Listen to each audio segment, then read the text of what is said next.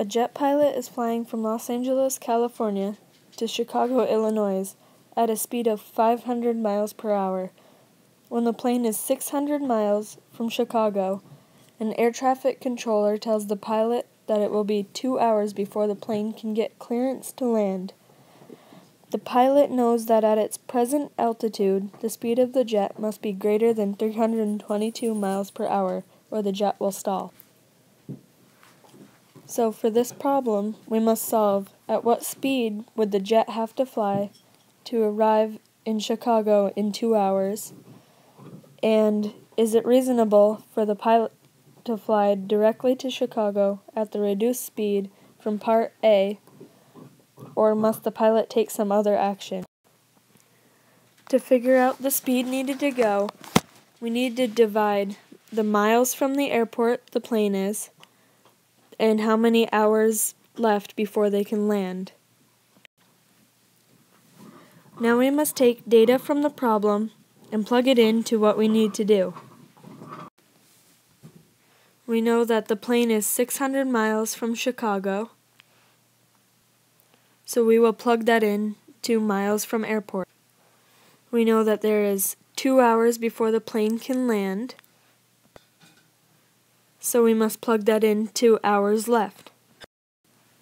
So 600 divided by 2 equals the speed needed to go to reach the airport in 2 hours. 600 divided by 2 equals 300. Our answer for Part A of the problem is the plane would have to travel at 300 knots to reach the airport in 2 hours. For Part B of this problem, we must figure out if it is reasonable for the pilot to fly directly to Chicago at the reduced speed from Part A, which is 300 miles per hour, or must the pilot take some other action? The problem states that the pilot must go faster than 322 miles per hour or the jet will stall. This tells us the answer for Part B, that the pilot shouldn't go 300 miles per hour or else the jet will stall, so he must take an indirect route or take some other action. We now know the answers for Part A and Part B of this problem. The pilot must go 300 miles per hour to reach the airport in 2 hours.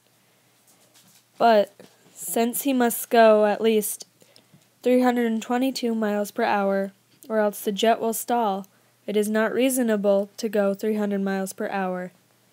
So he must take some other action. Thank you for watching, and I hope this video was helpful.